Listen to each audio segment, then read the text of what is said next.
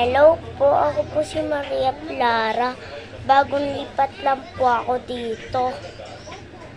Ay, oo. Ikaw yung naglipat dyan kila, yung kapitbahay nila Ate Maricel. Kilala mo pala sila Ate Maricel? Oo naman, dati pa ako nakatira dito. Di ba, Bessie? Oo, tama siya. Dati pa siya nakatira dito. Ay, kilala niyo pala ako. Pangalan nga pala ng mama ko, si Maria Faith. Maria Faith? Oo, may kaparehas naman kayo ng pangalan. Diba? Sige na, tatawag na ako ni nanay. Kayo muna maglaro, best friend na ako, Best friend na.